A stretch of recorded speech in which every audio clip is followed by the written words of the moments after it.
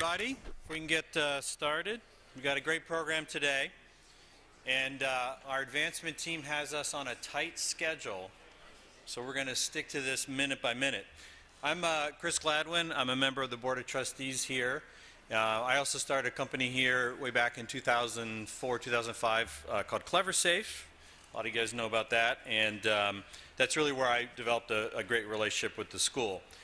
So what we're going to do today is we're going to talk about technology in particular. We have a special guest here, Judson Althoff, who's joining us here from Seattle.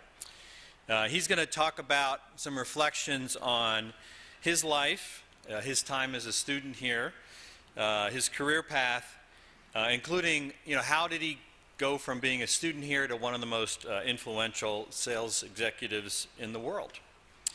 We're also going to talk a little bit about his views on the future of the global and national technology industry. We'll have some time for questions at the end. And then I think Betsy Hughes is going to talk to us a little bit about Judson, and President Cramb will present him with the Alumni Association's Professional Achievement Award. So just some preliminary introductory information. Judson graduated from Illinois Tech in 1995 with a degree in mechanical engineering. I also have a degree in mechanical engineering, so we have that in common. He serves as an executive vice president for Microsoft, where he leads 25,000 employees. How do you do that? How do you manage 25,000 employees? When we talk about that, in the worldwide commercial business organization, a team which helps organizations harness technology to improve performance through digital transformation. Previously, Judson was president of Microsoft North America and held several executive positions at Oracle and EMC corporations. We might talk about that because I used to compete with EMC Corporation. He has hosted an alumni gathering in his home and serves on the Illinois Tech Computer Science Advisory Board with me and a bunch of other folks. He's involved in Free the Children We Day events and leads Microsoft initiatives to better society through technology. He has also received the Phoenix Award from the City of Atlanta for opening a Microsoft Innovation Center that provides software coaching and grants to women entrepreneurs. Despite all this wonderful stuff, it's important for me to remind you all that Judson is speaking to us today not as a representative of Microsoft, but as an alumnus of Illinois Tech. So please help me welcome Judson here to the stage.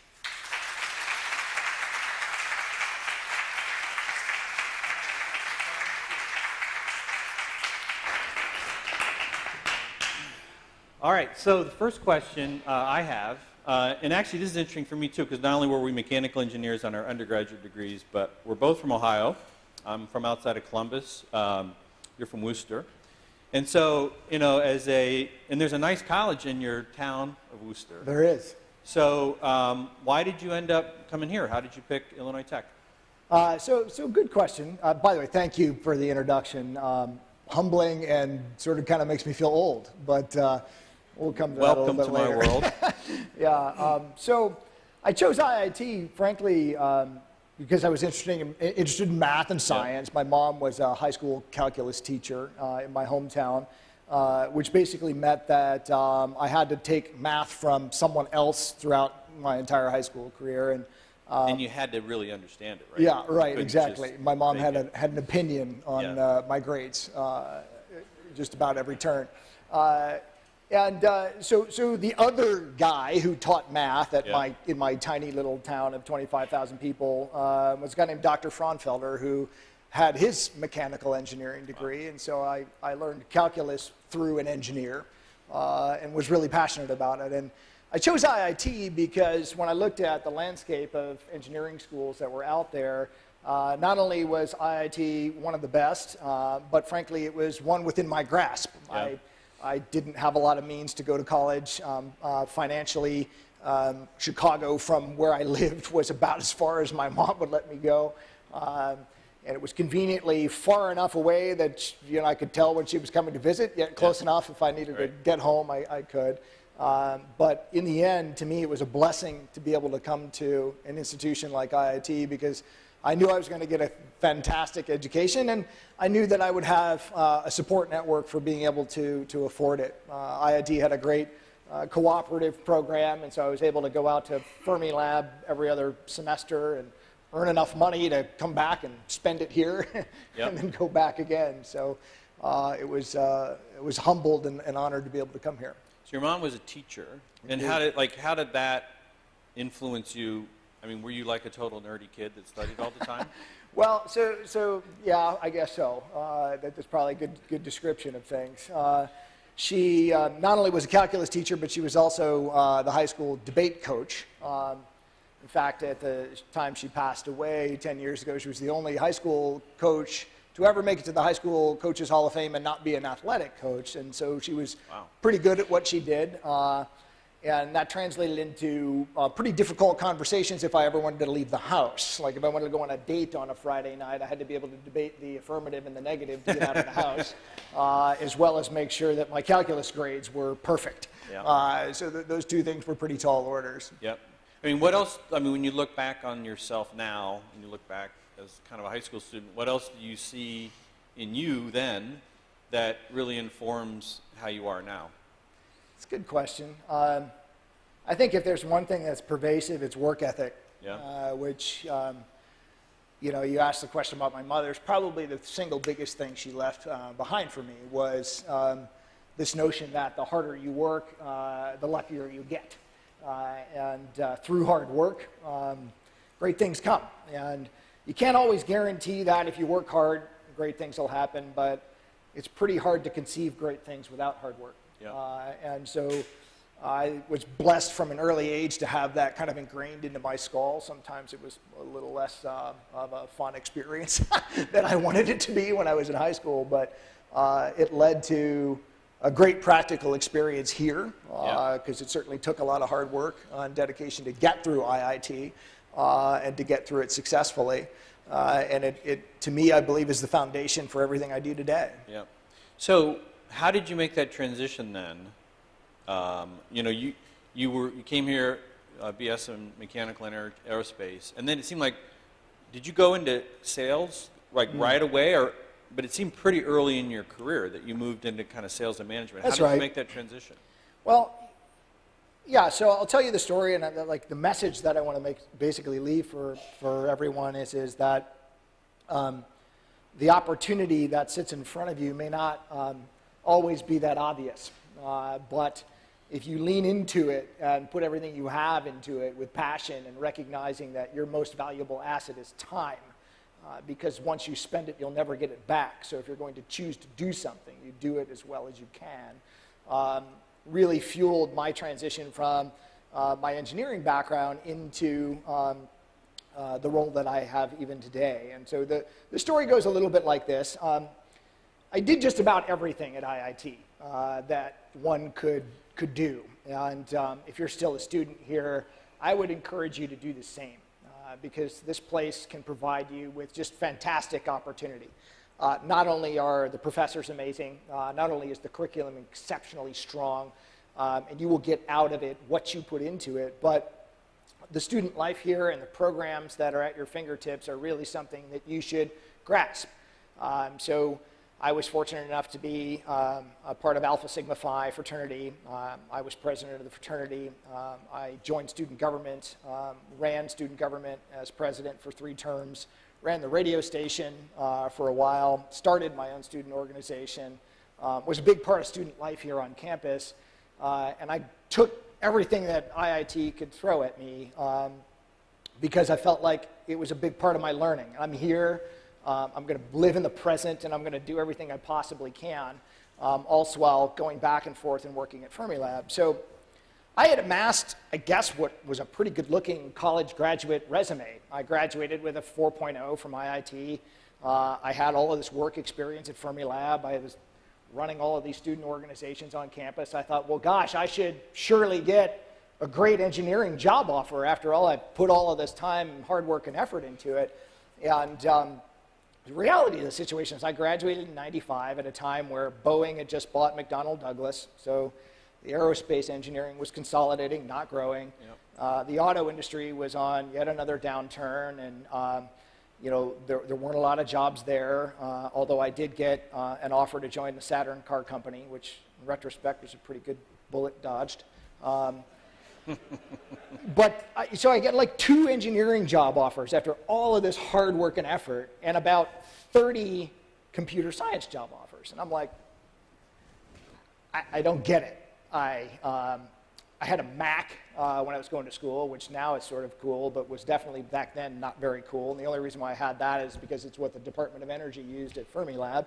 I knew how to program Fortran and ANSYS, but I certainly didn't know C or Java or anything reasonably cool at that time. So I thought, why am I getting all of these computer science job offers? But honestly, you got to kind of take what life gives you. I had a young family on the way. I needed a job, and so I joined a Canadian startup software company that basically took old mainframe systems, COBOL-based mainframe and Unix systems and AS400 systems, and bolted internet front ends onto them, which I'm sure to all of you sounds horrendous right now, but at the time was a pretty cool concept. Like, how can you, internet enable the world's back-end systems? And so I crawled all over mainframes and AS400s and Unix machines and dove into this job and taught myself how to program. Faked it along the way a few times because I got dumped into projects that I didn't have the qualifications to run. But I was like a sponge. I learned everything I possibly could about it. And then I started thinking, well, gosh, because for a while there, for a couple of years, I always thought, well, I'll do this for a little while, but gosh darn it, I want to go build airplanes or cars, and so I want to get back to my engineering roots. And it became pretty clear the way the job market was going to go. And so I decided, you know what, if I'm going to be in this high-tech thing, I want to be working for a company that can actually move the needle. So I started calling headhunters, which was interesting because they kind of said, hey, listen, dude, you might not know how this works, but we call you, not the other way around. Yeah, no, you don't understand. This is, like, I've decided now, this is what I want to do, so I need you to get me an interview with either IBM, Microsoft, or Oracle. And the guy's like, yeah, whatever, dude. And yeah, a lot of people hanging up on me at the time. So to net it out, I called this one poor guy so many times that he finally said, listen, if I get you one interview, will you promise to never, ever call me ever again? Thought about that one for a little while. I said, sure, fine, get me the interview. And so he got me an interview to answer the phones at Oracle here in Chicago. And I thought, okay, wow, valedictorian in my class, mechanical engineering at IIT, with all of this background, and I'm getting a job answering the phones at Oracle. Once again, kind of put pride in the pocket and said, this is what life's handed me right now, and I'm going to make the very best of it. And so I jumped in and answered the phones at Oracle in a little cube with 3 other guys in it, and worked my way up to being the youngest senior vice president the company had ever had until 4 years ago. Steve Ballmer called and recruited me to come run Microsoft North America. So, I'm listening to this, and what's running through my head is you might be cut out for sales if, and a few things come to mind. You're calling headhunters, and they're not wanting to take your call. Like, that would be one. You might be cut out for sales and success if, you take a job at Oracle, answering phones in a cube, and then work your way up. I mean, those are signs. And it seems like another sign was you might be cut out for sales if when you're in college, you're like president of all these things. Like, you're just finding yourself doing things that involve building lots of relationships with people. I think that's all true, but I really do credit IIT with so much of that. And I look at all of you out there, and I look at some whom I would assume to be students, and I really hope that you grasp that opportunity, because this place teaches you so much. There's the fundamentals that you learn here can certainly be used to help go build airplanes and build cars. And if that's your passion, please go do it, or build the next smart building. Or frankly, write the next line of code that changes the technology industry. Go do those things. But the other thing that it teaches you how to do is solve incredibly complex problems and work across groups of different diverse backgrounds and solve problems that frankly people tell you can't solve. That's what this place teaches you how to do. And look, there'll come a day when you're not the best programmer anymore and your differential equations aren't quite what they used to be. But those fundamentals of how you problem solve, how you work together, how you collaborate for a greater end, those will stick with you. And that's what IIT taught me. All right, so going forward, it's hard to predict things. But if you were to think about, I would guess a lot of what you've had in your career is not only kind of seeing the inside of Microsoft and what's going on there, and it really is a part of creating the future, but also you're now interacting with all these enterprises in terms of what's Boeing doing and what's 100 other massive companies and not just in size but in terms of what the impact they're going to have on the world. So you probably have a pretty good insight into where technology is going. So given that, do you have a sense of some of the areas that you see coming in the future that are really going to be impactful? That might be interesting for students today to consider. Totally. So you mentioned in my my corporate bio up front this thing called digital transformation, and it's starting to become a bit of an industry buzz term, if you will. A lot of people are talking about it. So let me define it first in some simple words and talk about why I think it actually represents the biggest opportunity, not only of today, but probably for the next decade or so relative to where we'll certainly be hiring talent and frankly, where a lot of other companies will be as well. So digital transformation, simply put, is a new wave of business innovation that's fueled by cloud technologies like artificial intelligence and augmented reality and data science.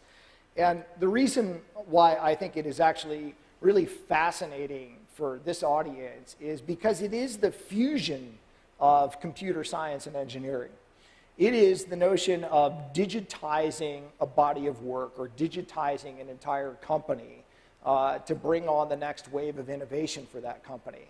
Whether it be re-envisioning customer engagement scenarios, optimizing operations, or frankly, actually transforming products. And let me give you some examples because we're doing these types of projects from aerospace to agriculture right now. And I find them to be very fascinating because we're just at the very beginning of this next curve of innovation. And if you thought the .com thing was big or the cloud thing was big, this digital thing is going to be massive. Because there's a digital opportunity for just about every company in every industry right now. So in the agriculture space, we've been doing a lot of work with a company called Land O'Lakes. And when I say Land O'Lakes, you say, thank you very much. So I was telling the story to a few of the senior leaders here at IIT this morning, so forgive the redundancy. So how do you digitize butter? And what the heck does technology have to do with butter? Well, turns out Land O'Lakes is actually owned by a cooperative of farmers, and they service farms across America. Yes, they have a massive dairy business, and that's what you and I know to be the most popular aspects of their brand, but they also provide feed and seed and services to farming communities across the United States. So when we started working with them, they said, hey, listen, so how would we reinvent or re-envision a company like Land O'Lakes? We started looking at their data assets and the information that they had about their company. And you start to actually understand that the information about the company is actually worth more than the company itself. Because over the years, they've amassed decades worth of satellite imagery of all of the farms that they service across the United States. So we took that and put it into a massive data lake in the cloud, in Microsoft's cloud, we call Azure. And on top of that, put an artificial intelligence layer, a learning fabric on top of the data so that we could actually study soil propensity down to a 1 square meter plot of land. So we could decide what hybrid seed and how much of it and what kind of soil treatment would produce the most amount of output in that given piece of dirt. The net of it is that we then took that prescription, if you will, and downloaded it into semi-autonomous tractors made by John Deere, and can variably plant a field with this hybrid prescription of seed. The outcome is what's fascinating. So the batting average for an acre of land today is about 130 bushels of corn per acre. We can, with this technology, produce 500 bushels of corn on the same acre of land using the technology. So, like, what does that take? Yeah, you've got to know how to code.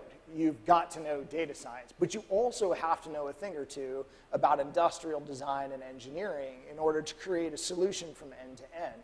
I could sit here for the next 3 days and tell you stories from the connected car through to aerospace and digital aviation, through to what we're doing in shipping and logistics and smart ports and smart cities. And I will tell you that almost every scenario fuses together the very curriculum that you have at your fingertips here at IIT, from engineering disciplines through to computer science disciplines. So this is a rich, rich opportunity for all of you to lean in and grasp. And I would strongly encourage this notion of interdisciplinary study. Take a tour of classes in engineering, take a tour of duty in computer science. Natasha was telling me about this new computational engineering program, which I just think is fantastic, because digital will drive the growth of all companies in all industries, from healthcare to agriculture to aerospace, for the next foreseeable future. You know, it seems like one of the things, the butter story is a great story because to a great degree, for the past decades, technology has been either like an industry unto itself or kind of a department in a company. And the big change now is it's now everywhere. If it's in butter, that's right. It's everywhere. And so, like, one of the cool things then, if you have that kind of technology base, career-wise, you can get into agriculture or logistics or transportation or whatever, because it seems like that's the big change. Technology has moved, and it's a big move, so it doesn't happen overnight, from a separate thing to like the fabric of all business. That's right. Any innovator, any growth company, any leader, if they're not a leader in technology, they're just not in the game. That's right. And it seems like that butter observation kind of perfectly sums that up. And so I assume, like, you just see that everywhere. Like, that's right. Every company. And It's not like you're just meeting with the computer guy. That's right. You're meeting with, like, core business, right? Yeah. Well, my wife Laura and I had dinner with a gentleman named Christoph Beck last night, who's president of Nalco Water. It's an Ecolab company now, but they're a big company out in Naperville here. And it's a fascinating journey. In fact, almost ironic timing that we were coming to this event today, because I used Nalco products when I was out at Fermilab as a co-op engineering student. We bought, like, water valves and piping for the cooling of the accelerator ring out at Fermilab. And their business through this digital wave has evolved so much. They used to basically sell parts. Now Christoph is leading a mission to sell clean water as a service, to drive solving the world's problem of water scarcity. And it goes a little something like this. Once again, it starts with an IoT scenario. We have basically sensor-enabled every product that they sell, built a gigantic data lake that senses and learns and reasons over water consumption of all of the companies that they serve across industry. From there, we can prescribe, once again, how you drive down water utilization. And the facts are just stunning. Like, it takes 30,000 gallons of water to make a car. It takes 40 gallons of water to make a case of beer. It takes almost 100 gallons of water to create a cheeseburger by the time you've planted the field, taken care of the cow, done everything you have to do in manufacturing and producing food product. So we will run out of water. Just at current course and speed, we will run out of water. And through this digital wave, we're empowering NALCO and Ecolab to help solve the world's problems of water scarcity. Again, I hate to sound like a broken record. What does it take to solve those problems? Well, frankly, everything you're learning right here. It takes engineering skill. It takes a solid command of computer science and a solid command of data science to be able to go solve these problems. So they exist today. The opportunities and the challenges exist today. We're super passionate and humbled, frankly, to have the opportunity to work on them. You know, the next thing I think is interesting is not just that like technology is happening, but let's talk a little bit about the pace of that.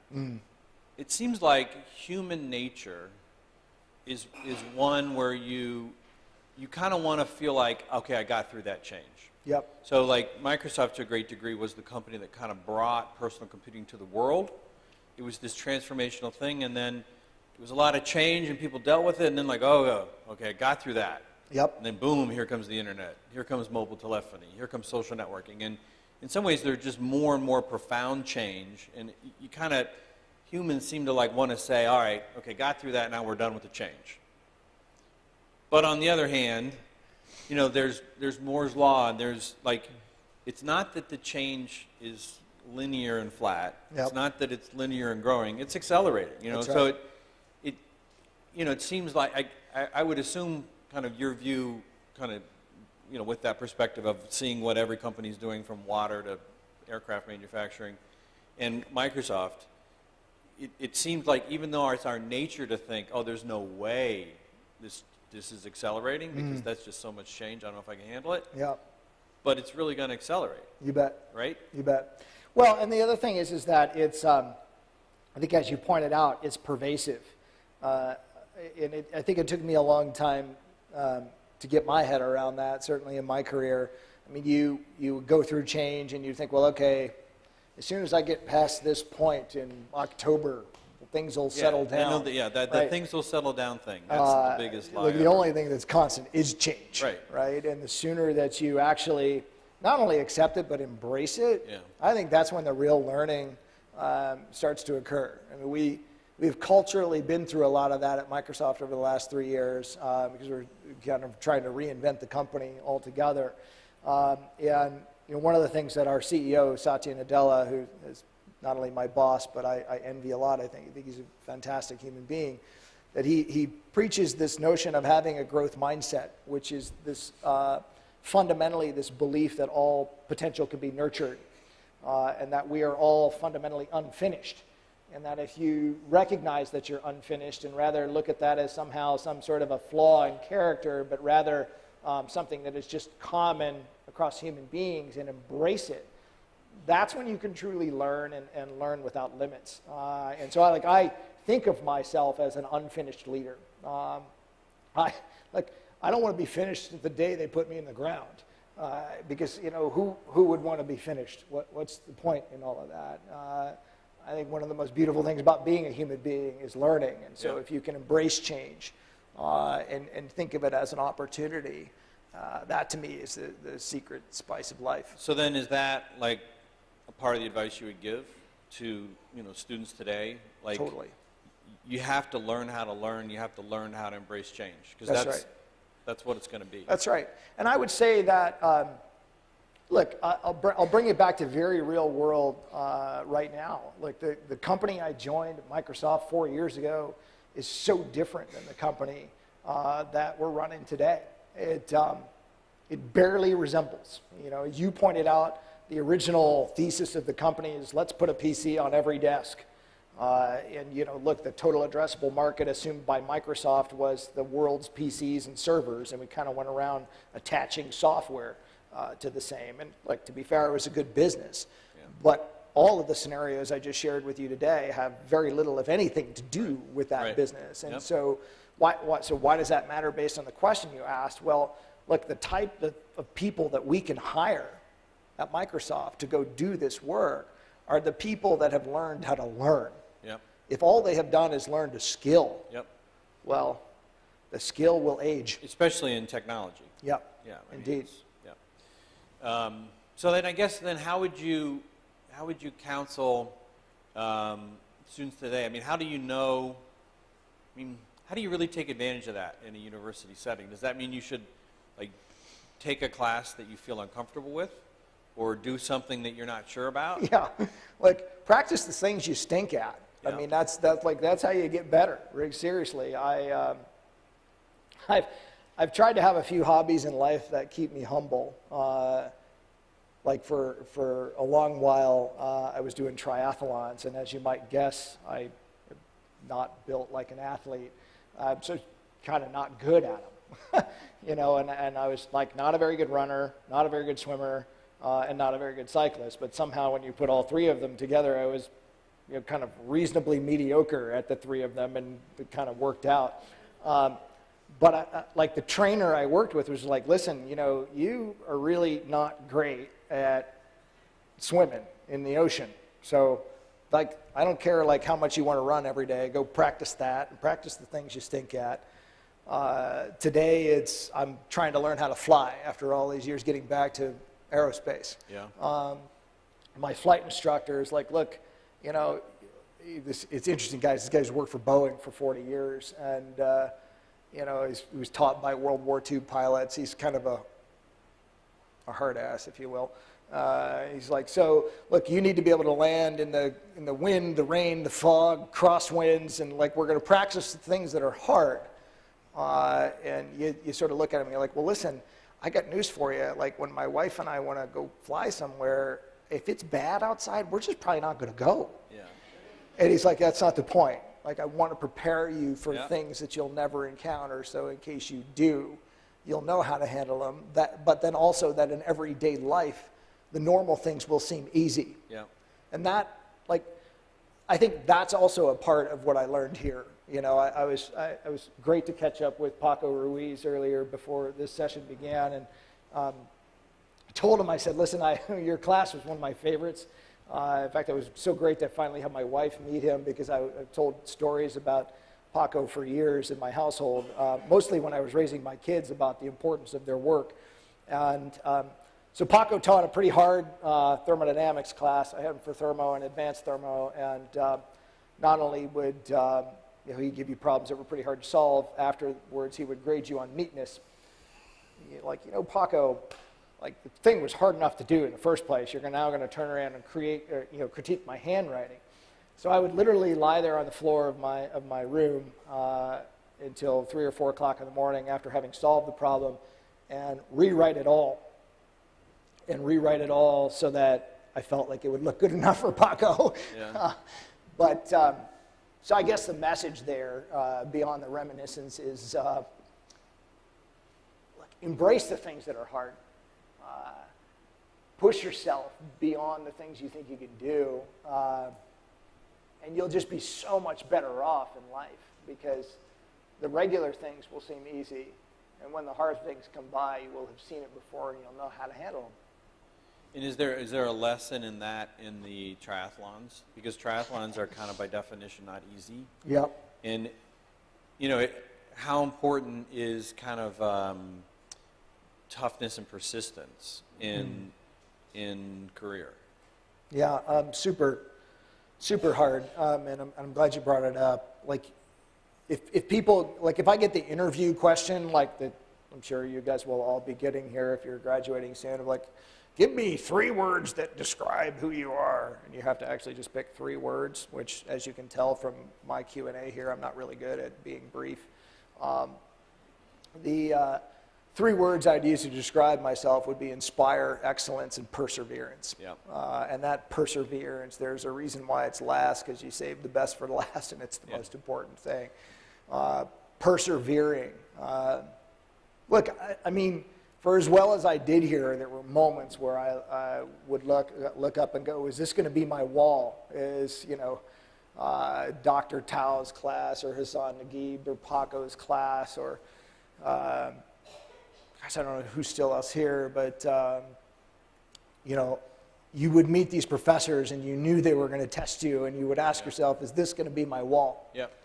Is this going to finally be my limit? And you really do have to look yourself in the mirror and go, you know, gosh darn it, no, it's not. I will persevere through this. Well, there's a reason why they call work work. Yeah, Because exactly. it's hard work. And, you know, often the winner is the guy that outworks everyone else. Yeah. Whether that's career advancement or closing the sale. You know, and it seems like that's a part of college too. Like, Yep. we're going to teach you to work hard. For sure. Yeah. For sure. A healthy sense of paranoia is good too. We used to have do you all still have the curse of the L here? The curse of Oh, the- now I'm going to inject a whole lot of worry into all of you. So we used to have the curse of the L when I was here, and if you got stuck walking underneath the L while it passed over, it would be 1/10 of a point off your GPA for that quarter. And like, I was not a very whatever, superstitious kind of guy when I was here, but I got to tell you, when I got towards that last semester and I had a 4.0, I was like, I'm going to wait for the train to go by. But, so yeah, hard work, effort, perseverance, all very simple things to say, hard things to do, but Excellent. they work. All right, I think we have time now for questions. So if you have a thought, raise your hand. It's not that big of an auditorium. Anything else you want us to talk about? Any other questions? Yep. Donna. Was your wife working outside the house when you left a good-paying job to go be the receptionist for Oracle? No, actually, she wasn't. We had a young daughter and another one on the way, so it was quite a gamble. And did you move though for Oracle at some point in there, or right away? We did. I started at Oracle here in Chicago and then moved out to the Silicon Valley, and moved back actually for a little while, and that's when I worked at EMC here in Chicago. And then eventually spent 15 years out in the Silicon Valley. And now you're in Seattle. That's right. So I'm just curious quickly, how have you felt like the cultural difference of, because you had the Chicago, Silicon Valley, and Seattle. Yeah. Did anything stand out? There's a lot of rain in Seattle. Yeah, that's what stands and out. It's dark and gray. Yeah. Other than that, it's a fantastic place to live. No, so I guess what stood out is I don't know, for a while there, I kind of kept moving to places with increasing intensity. Like I said, I grew up in a small town in Ohio. I mean, you could fit the whole city in like one corner of Comiskey Park. And so moving to Chicago was like, wow, it's this enormous, overwhelming thing. And I can remember feeling like it was super expensive to live here. And then I moved to the Silicon Valley. And the equation was like half as much for twice as much. I sold my home in Naperville and bought a place that was half the size for twice as much in Belmont, California. And my little girl, who was like 6 years old at the time, walks into her bedroom and says, "Dad, how can they call this a room? There's no room in it." And I was like, "Thanks, Beck. This is the most expensive thing I've ever bought in my life. I appreciate the encouragement." But so just bigger and like crazier as time went on, and then darker and rainier in the last couple of years. All right, any other questions? Yes, sir. Talk about the digitization of industries like that, but it seems like education was built for industrialization. How are we going to revamp K through 12 and even universities to be better prepared for that digitization? Yeah, that's a great question. So we're working a lot, not only as a company in education, but my wife and I work with a charity organization called We.org. Originally it was called Free the Children. I think they have a presence here in Chicago. And it's all about empowering and enabling students. And look, it is, I'll just say it this way, it is a journey, not a destination. We have a long way to go to bring a digital education experience to reality, to empower kids from all backgrounds to have the same kind of opportunity that every child should have. So it's going to take a technology investment. It's going to take probably policy work with state and local governments. And it's going to take, I think, fluidity and continuity between K through 12 environments and collegiate environments to make sure that the learning process actually lines up with how we want to generate the future's workforce. I feel like there are a lot of things that go untaught, still go untaught, that as a society we're going to have to work on together. Sadly, there's no perfect answer for this one. There's a lot of work ahead. So we're trying to take the technology aspects of it and make it easier for everybody to consume the content. The digitization of content certainly helps, but that won't be it. It'll take more than that. So kind of a long-winded answer for you, but we're all going to have to buckle up and be a part of it. Excellent. Yes, sir. Since you come from a town of 25,000 people, you now manage 25,000 people. Yeah. How do you manage that? How do you ever think you It's the first time I realized those two numbers were the same. That's really, you're managing your that's town. That's actually interesting, the way Yeah. you think about it. Well, listen, I think, to be fair, I don't manage 25,000 people directly. I have a lot of help. I have a lot of great leaders who work for me, some of them who are sitting in the front row here. But you really do have to do a couple of things well as a leader. I kind of have 5 things in my leadership toolkit. The first is leading by example. These guys can keep me honest on this, but there's not a thing that I'll ask my people to do or my leaders to do that I wouldn't gladly roll up my sleeves and do alongside. I think that's super important because, like as you mentioned earlier, Chris, you sort of get to this world where you think about, oh, well, I'm going to reach this moment where suddenly I'm going to kind of have this like pinnacle or apex and everything's going to get easy and I'll have other people do all of these things. It's a recipe for disaster. You have to lead by example. The second thing is you have to communicate and collaborate. And it's never over. It's never done. Communication is one of those things where too much is never enough. When I lived in the Bay Area, I used to joke it was like painting the Golden Gate Bridge. You get to one side, and you finish, and you find the paint's peeling on the other side, and you have to start all over again. You have to provide clarity of focus for your people. Because with a massive organization, it's easy for people to get disconnected with the agenda of the company. And it's a delicate balance in that regard because on one side, like I firmly believe none of us is as smart as all of us. So you want innovation to occur everywhere within the company, but you need to harness that energy and focus it and provide clarity and energy around how you want to go and then turn around and execute. I also fundamentally believe in this notion of life cycle talent development, where you're always recruiting people. You want to surround yourself with people who are better than you are at their craft. And there's times when that can feel uncomfortable. You're like, well, hang on a minute. If I recruit a whole bunch of people who are better than me, like, am I going to not have a job someday? Like, it may be, but if you want to build the very best team, if you want to build a team for success, you recruit the very best people, even when you're not looking for talent. Some of the very best people I've ever hired in my life, I hired, and I started trying to hire long before I even had a job opening. Long before I even had a team. I can remember meeting with one guy who I eventually did hire and who's now worked for me for 10 or 12 years now, who I met with him and I had lunch and I said, listen, I want to talk to you about working for me. And the guy about spit out his food. And he said, well, you don't have a team. Like, what are you talking about? I'm like, don't worry about that. Someday I will. Let me take care of that part. Let me tell you why I want you to work for me and why I want us to build a team together. So you're always recruiting, always developing talent, always presenting people with new career growth and opportunity, always making sure you're serving up the next. And it's a life cycle in that regard. Fourth thing is what I call iterative refinement. And this is probably my biggest thing, which is in providing this leadership and direction, if you sit around and wait for the perfect answer, you'll miss it. I can't tell you that 3 years from now, I wish I would have plotted a course that was 25.683 degrees east of northeast. And that's exactly where we should have gone as a company.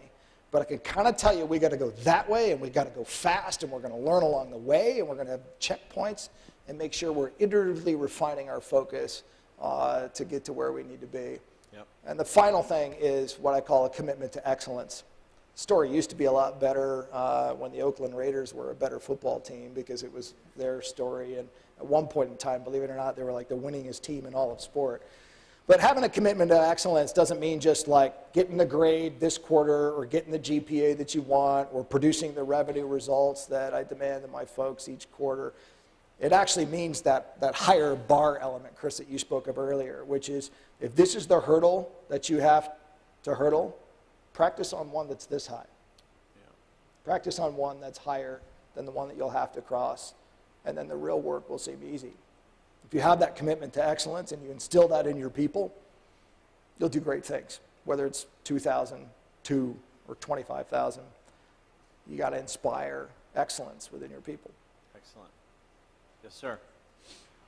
I'm an alumnus as a prospective grad student here, and in this stage of my career, I'm interested in hearing your insights on how you rose up in Oracle, from research, from Delhi. Yeah. EVP. Yeah. So did you just ask for opportunities, and how did you sort of? That's a great one. So the story is going to sound remarkably consistent with everything I've said here, because it has to do with taking on challenges that nobody else wants to take on. So I was answering tech support lines for developers calling in, working on the Oracle 7.3 database. I think they're up to like release 14, so it kind of dates me a little bit. And I can remember a day when a young salesperson walked back into the office after closing Oracle's first e-commerce deal. This was revolutionary back in the day. We were going to stand up an internet storefront. Was all excited about it, ran back. I mean, people were popping champagne corks, very excited. And then the energy kind of died down in the room a little bit. And he said, well, okay, so I need one of our best technical people to go up and actually install this thing and get the proof of concept up and running.